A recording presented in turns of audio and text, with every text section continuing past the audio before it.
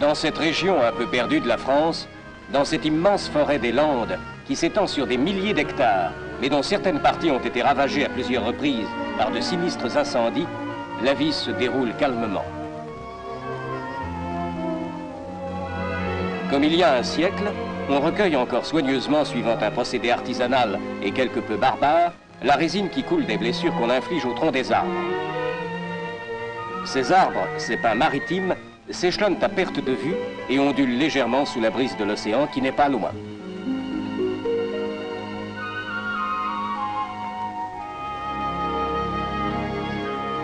L'élevage est aussi la principale ressource des habitants des quelques fermes dispersées dans les éclaircies de la forêt.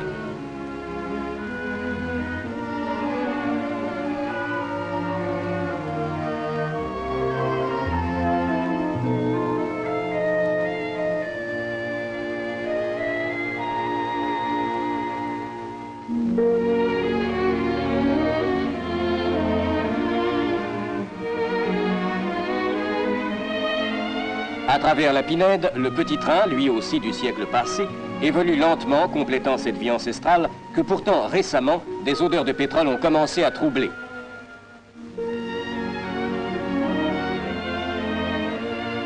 Mais quel est ce bruit au loin? Un ouragan s'approche dans un nuage de poussière. Au milieu des éclairs, un bolide a franchi la lande dans un bruit de tonnerre.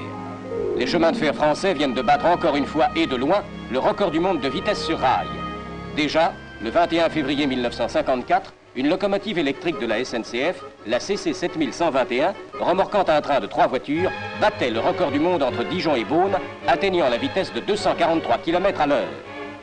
Cette vitesse constituait le maximum possible avec un matériel strictement de série. Elle faisait apparaître la marge déjà considérable avec les vitesses de 130 et 140 km/h, couramment pratiquées par les trains rapides sur les principales lignes de France. À la même époque, un nouveau type de locomotive électrique faisait son apparition, une BB 9000. Était-elle capable des mêmes performances que la CC, détentrice du record du monde?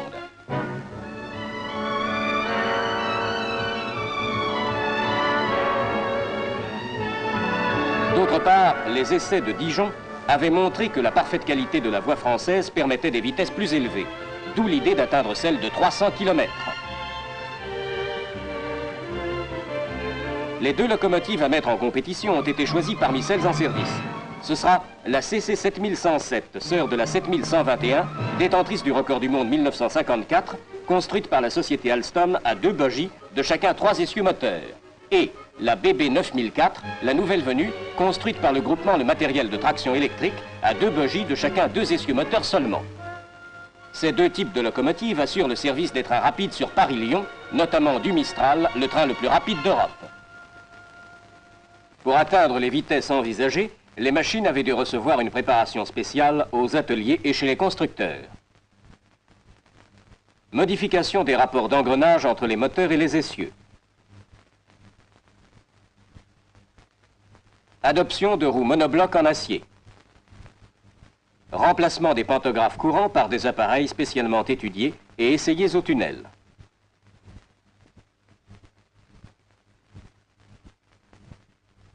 Chaque locomotive d'essai est attelée à un train de 3 voitures. Les attelages des véhicules entre eux sont réalisés une fois pour toutes et la continuité assurée par des bandes de caoutchouc. L'arrière du train comporte un carénage aérodynamique étudié spécialement. L'ensemble forme un tout continu, une sorte de projectile de 100 mètres de longueur. Il était nécessaire de disposer d'une voie très droite pour éviter la force centrifuge qui, dans les courbes, à de pareilles vitesses, devient énorme. Une voie qui soit d'une longueur suffisamment grande pour permettre d'accélérer et puis de ralentir avant d'utiliser trop vite les freins. L'alignement droit de la ligne de Bordeaux à Dax, qui s'allonge sur 46 km entre les gares de La Motte et La Bouère, à la traversée des Landes, convenait parfaitement. Il fallait aussi renforcer la caténaire et son dispositif d'alimentation pour éviter les chutes de tension. On installera donc des sous-stations mobiles supplémentaires, telles celle-ci à La Motte et cette autre en gare d'Ichoux. De plus, de tels essais ne doivent pas être seulement la fantaisie d'un jour. Des appareils d'enregistrement les plus divers sont à bord du train et à terre. Les résultats en seront ensuite examinés à loisir dans le silence des laboratoires. Dans la première voiture du train d'essai sont installés les appareils relevant à chaque instant les caractéristiques de fonctionnement de la locomotive. Tension de la caténaire, intensité du courant capté, puissance, accélération des mouvements latéraux des bogies de la locomotive.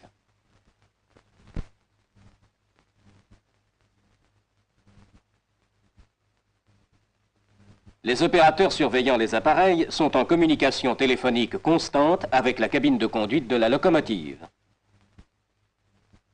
En outre, pour assurer la sécurité, le train sera pendant les essais en liaison radiotéléphonique constante avec un poste de terre. Des antennes sont installées dans ce but sur le toit d'une voiture. À terre, à l'endroit présumé de la vitesse maximum, se situant approximativement en gare d'Ichou, on a installé dans la voie des appareils divers. Enregistrement en 3 points de la pression exercée au passage sur les rails et les traverses.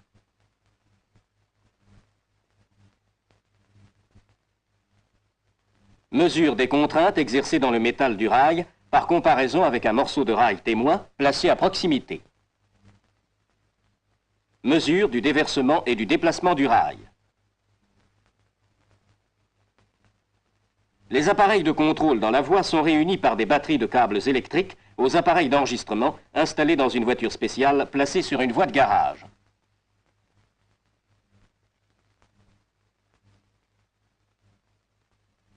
Les graphiques relevés seront examinés soigneusement dès le passage des trains d'essai par des ingénieurs qualifiés.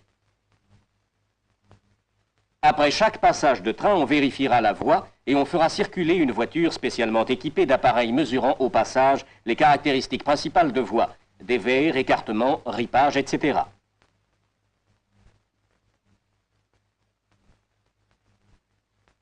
La vitesse sera mesurée avec précision par des pédales installées le long du rail qui seront déclenchées au passage du train et par des cellules photoélectriques montées sur des poteaux de caténaire. Leurs indications seront transmises à des enregistreurs placés à proximité sur l'accotement de la ligne.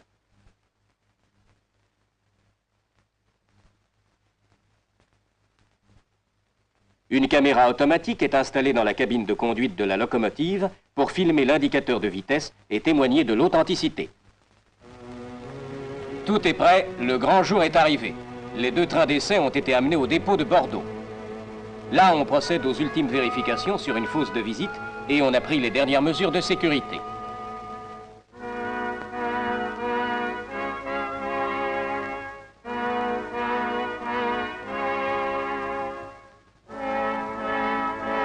Le lundi 28 mars 1955, le long de la ligne, on a mobilisé la gendarmerie pour surveiller les curieux aux abords des passages à niveau, dont les barrières ont été soigneusement fermées à l'avance.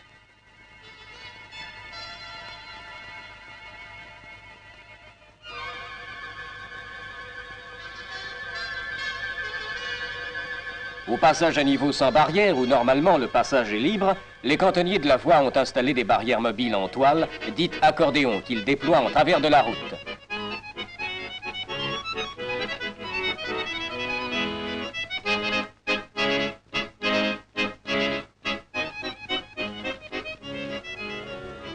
Un avion de reportage va prendre l'air pour survoler la ligne. Au début de l'après-midi, dans la petite gare de Facture, un peu au sud de Bordeaux, le premier train d'essai, remorqué par la CC 7107, est prêt au départ. Voici l'équipe de conduite.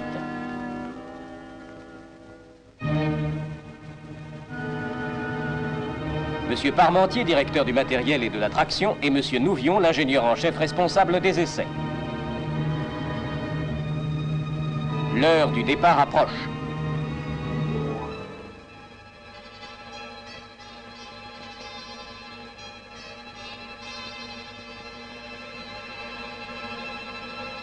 On part. On est parti.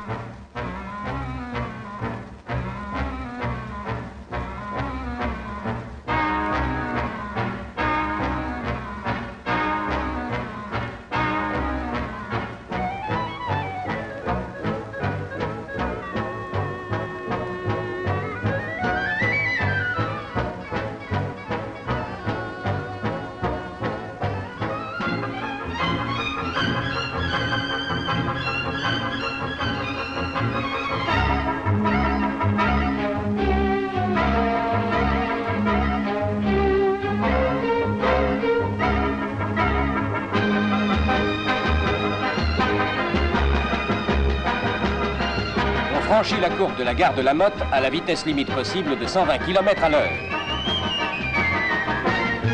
Et sur la longue ligne droite de 46 km, on prend le grand envol pour le record du monde.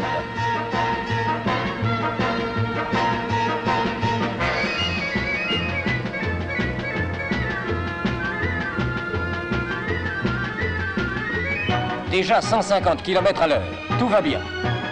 Un observateur surveille dans un périscope le comportement du pantographe. Déjà des étincelles apparaissent au contact de la caténaire.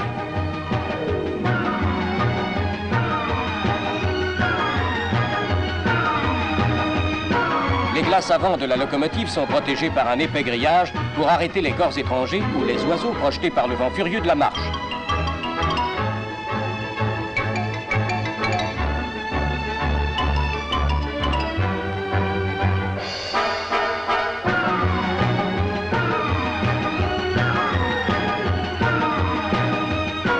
On atteint 240 km à l'heure. Le record de 1954 est battu. Les arceaux de la caténaire espacés de 90 mètres vont bientôt défiler à la cadence d'1 par seconde. 270 km à l'heure.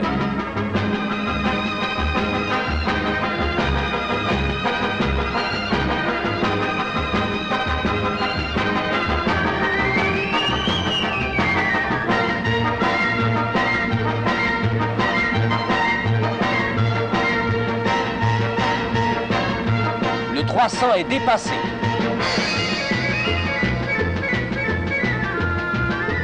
320, 325. Les cadrans annoncent des chiffres impressionnants. 4500 ampères, 12 000 chevaux de puissance. Le record de 1954 est pulvérisé.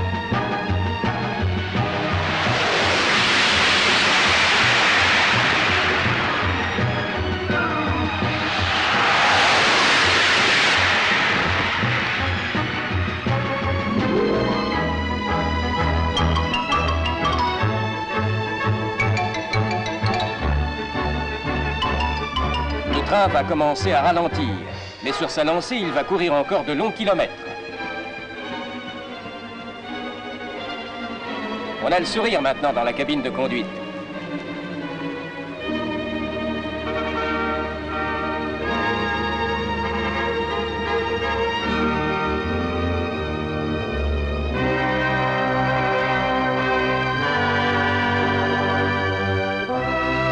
Et doucement, le bolide calmé vient mourir à quai dans la gare de Morsinx, où l'attendaient anxieusement les journalistes.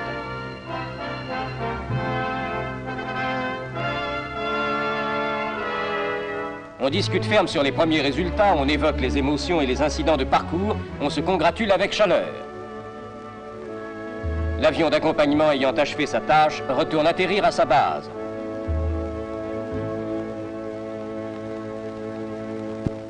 Et maintenant, autour de la bébé.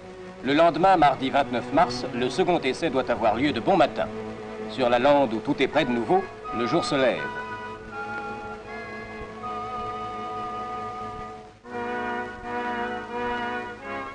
À facture, on discute ferme les résultats de la veille. Tu l'as vu, la coquine? Elle filait qu'on ne la voyait plus. La bébé 9004, remorquant son train, est arrivée à son tour sur la ligne de départ.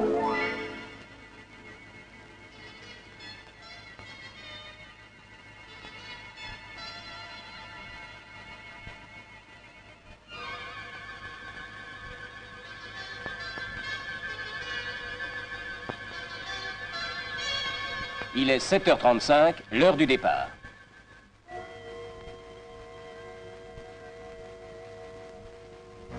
La voilà partie à son tour vers son destin.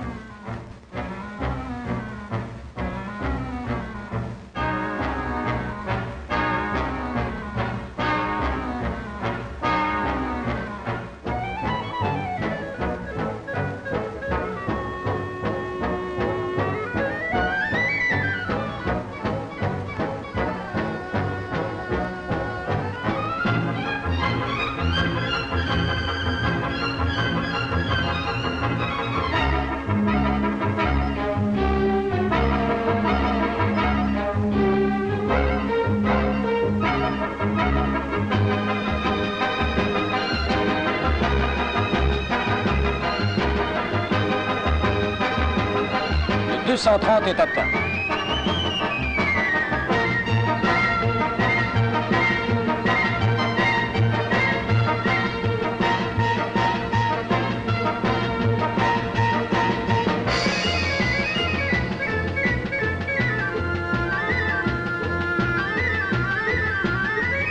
Voici le 300. On le dépasse. Malheur, on signale au périscope que le panneau arrière est fondu. On remonte l'autre et en avant.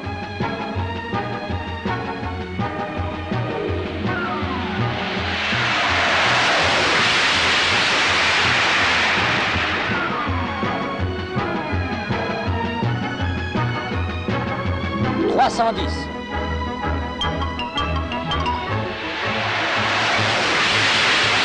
320.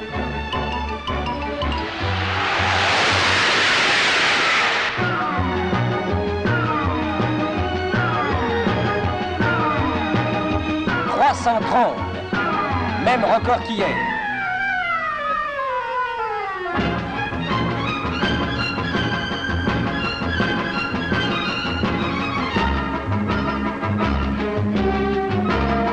Mais on est à la limite de distance, il faut ralentir. On a franchi la gare d'Ichou, panneau coupé.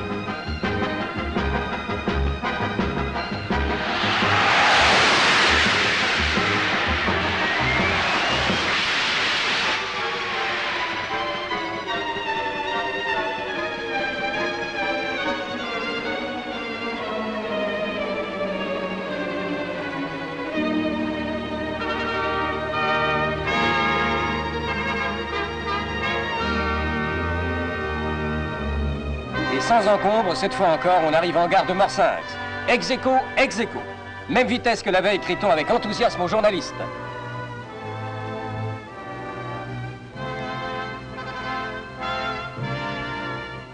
Monsieur Nouvion, l'ingénieur en chef responsable des essais, assailli au micro, ne cache pas sa satisfaction d'avoir pu les mener à bien. Je crois, dit-il, qu'on est maintenant à la limite.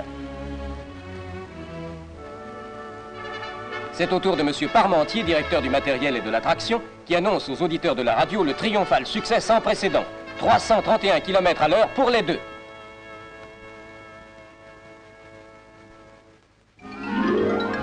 La cérémonie terminée, chacun rentre chez soi, heureux et fier d'avoir collaboré par sa présence à ce magnifique succès.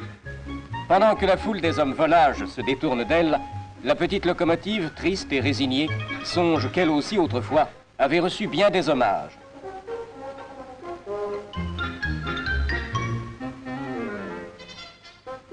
Évoquons nous aussi les principales étapes du record du monde de vitesse sur voie ferrée. 1829, l'ancêtre, la célèbre fusée, roule à 47 km à l'heure. 1846, en Grande-Bretagne, on atteint le 120. 1890, la France s'attribue le record avec 144 km à l'heure. 1893, les États-Unis le reprennent à 160 km à l'heure. 1935, dans une compétition serrée, la France, l'Angleterre, les États-Unis et l'Allemagne atteignent des vitesses variant de 175 à 190 km/h. 1938, l'Angleterre reprend la suprématie avec 202 km à l'heure. Mais déjà en 1903, en Allemagne, deux automotrices électriques spéciales avaient atteint respectivement 206 et 210 km/h sur une voie d'essai. En 1939, une rame électrique italienne roule à la vitesse de 203 km/h. Puis, en 1954, c'est la France qui, avec la CC 7121, remporte le ruban bleu avec 243 km/h. Enfin, battant de loin tous les records précédents, deux locomotives françaises roulent à plus de 330 km à l'heure. Cela s'est passé les 28 et 29 mars 1955, date désormais mémorable dans l'histoire du rail.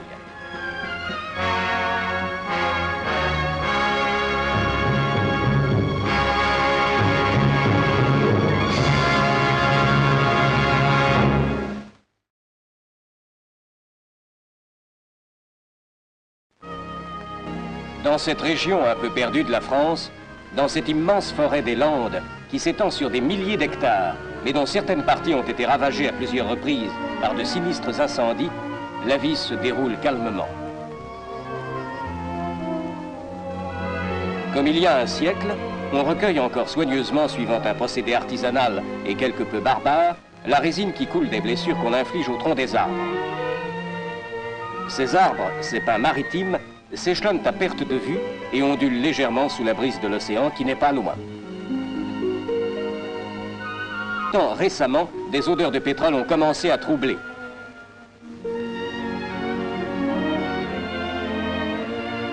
Mais quel est ce bruit au loin? Un ouragan s'approche dans un nuage de poussière. Au milieu des éclairs, un bolide a franchi la lande dans un bruit de tonnerre. Les chemins de fer français viennent de battre encore une fois et de loin le record du monde de vitesse sur rail. Déjà, le 21 février 1954, une locomotive électrique de la SNCF, la CC 7121, remorquant un train de 3 voitures, battait le record du monde entre Dijon et Beaune, atteignant la vitesse de 243 km à l'heure. Cette vitesse constitue... L'élevage est aussi la principale ressource des habitants, des quelques fermes dispersées dans les éclaircies de la forêt.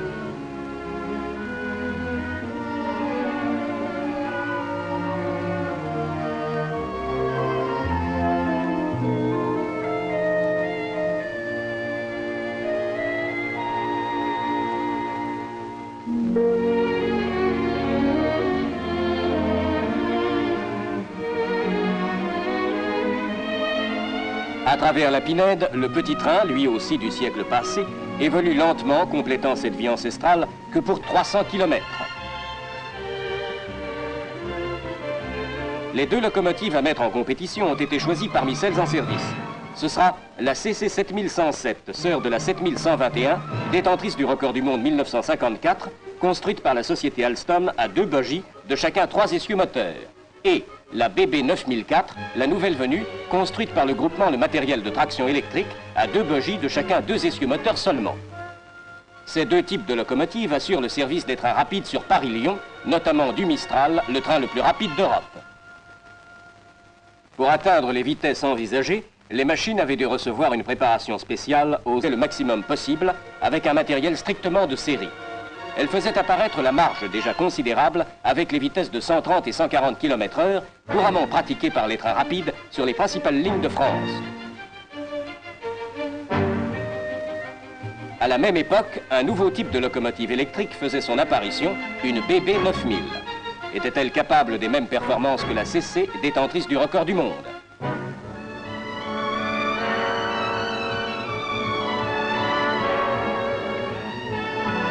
D'autre part, les essais de Dijon avaient montré que la parfaite qualité de la voie française permettait des vitesses plus élevées, d'où l'idée d'atteindre celle de